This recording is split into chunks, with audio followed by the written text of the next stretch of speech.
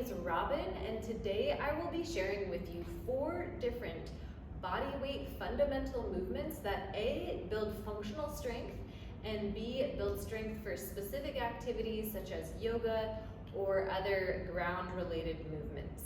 So I'll run through the 4 movements, follow along with me to learn the movements, and then at the very end I'll describe 2 different ways that you can integrate them into a workout at home and empower yourself to start building strength in your own time. So, movement number 1, we will be starting in a child's pose. This first one is developing our glute, core, and lat strength along with our arm endurance strength, especially the triceps, so that place underneath the arm. We'll start in this child's pose here. And then let's go slow motion first. We're pulling ourselves forward, forward, forward, forward into this knee plank. So I'm not here on hands and knees, I'm shifted forward. My glutes are on, my core is engaged, and I'm screwing my hands into the floor. You should feel your core burning here. From here, I'm lowering elbows towards ribs, halfway down, continuously squeezing my glutes, then pressing into the floor, and pushing on back. Let's try that one more time, slow motion. Pull yourself forward. Squeeze your glutes and your core. Lower halfway down, press into the earth, and on back. And then we can start to speed it up. So as we begin to speed it up, you can add in what's called a power breath. Deep breath in, and then a sharp exhale through the mouth to get you the force and momentum to continue the movement. Woo. So that is called the push-pull movement, and you will definitely start to feel it in your triceps. Again, at the end, I'll let you know kind of a few variations of how you can integrate it into a workout. Let's stay on our knees here for exercise number 2. This is called child's pose to outer lunge. And for those of you who have tried a yoga class, and this movement, to get from here to here, is pretty tricky. For many people it is. Sometimes it looks like this and you have to take another step to get up there. This will really help you develop that mobility but also power to step forward. It also translates into strengthening your running technique and all sorts of forward propelling movement patterns. We're really focusing on the glutes, the core, and the lats again with this movement. It also gets the heart rate up. So here we go, we'll find a child's pose. First part is we're pulling ourselves forward by pressing the palms of our hands into the floor and pulling, pulling, pulling. From here, this is where the lats activate. Let's push on back. Now this time we're stepping one foot to the outside of our hand. We're pressing on back, child's pose again, and again, pull and stomp that foot to the outside of your hand. Now here are a few things to pay attention to. So as we're pulling forward, we're trying to quickly step our foot so that our toes are in line with our fingertips. If they're not quite at first, that's quite all right. Eventually, you'll start to notice shifts and changes in your ability to step further. Another thing we're focusing on is as you propel forward, squeeze your back leg glute. So this leg is squeezing to push me forward, and I'm really hugging my knee into my arm and reaching out through the top of my head. I'm really utilizing that power breath. And if you want to take it a step further, you can tuck your toes under, lift your knees, and then propel forward like this. Back knee lifts. Remember, keep that glute engaged.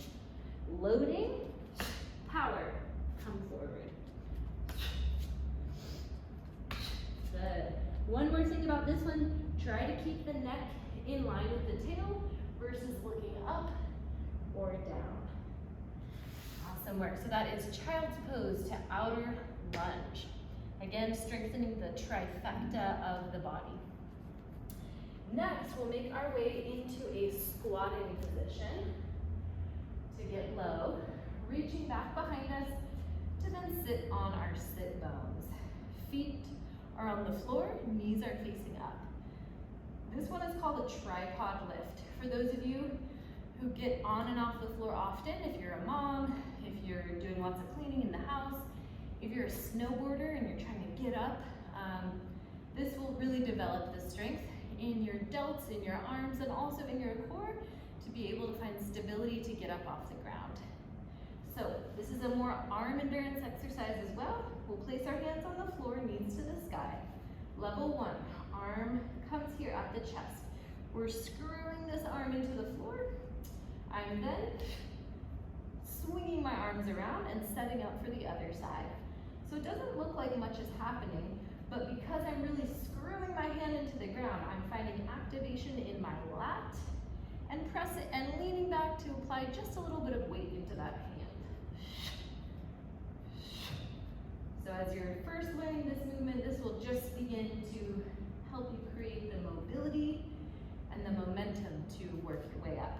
From here, we can start by doing a baby lift. So I'm applying weight into this hand, my hips are staying parallel. And then whipping around, baby lift. So just practicing the ability to pour weight into my hand. All right, next progression is now I'm gonna lift my hips as high as I can while I reach this top arm to the sky. Now if you have back problems, this is probably not the one for you.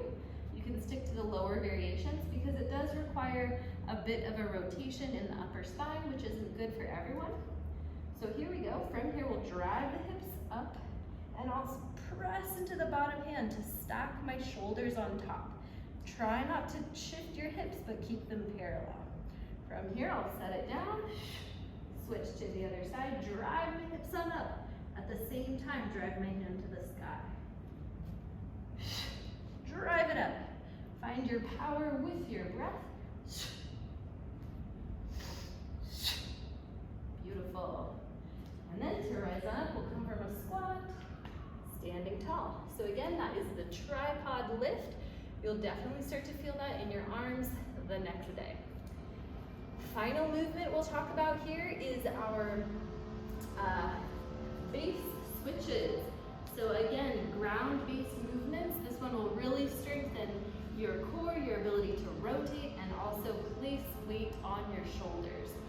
So if you're doing things like grabbing things from under the couch, if you're on your hands and knees a lot doing things, you want to develop strength on hands and knees for the ability to rotate and also stabilize. So we'll come into hands and knees. To set up, spread your fingers wide, rotate that into the floor and screw the eye of your elbow forward. We'll tuck our toes under and lift our knees. Right now, you should already feel your core really firing on. From here, let's take our right hip and we'll set it on the ground in line with our right wrist. Pull your wrist towards your hip so you feel your lat turn on. From here, we'll drive to land on hands and knees. Same thing, other side, rotate, set your hip down and pop back up. Not popping up here, but keeping your spine parallel to the floor. Again, drop it down. You'll notice I have to rotate to the outer edge of this foot as I set it down. Then we can add on, so you can shift and keep your hip up off the floor. Now my obliques are working, my lats are working, core is turned on. I'm finding a snap back movement.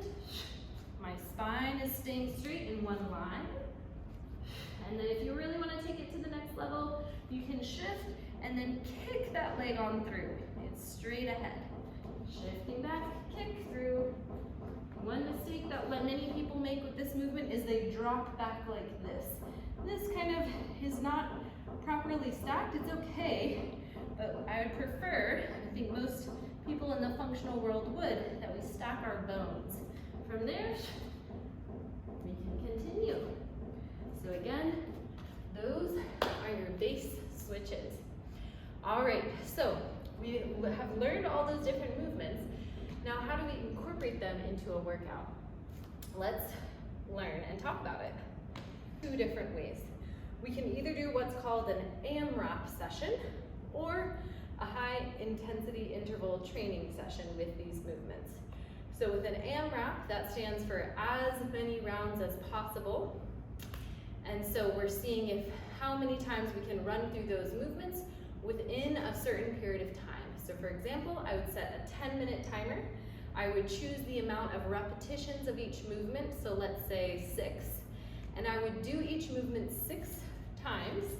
So for example, if I'm coming here, I would go 6 of these, and then immediately followed by the next movement. So then 6 of these, immediately followed by the next movement.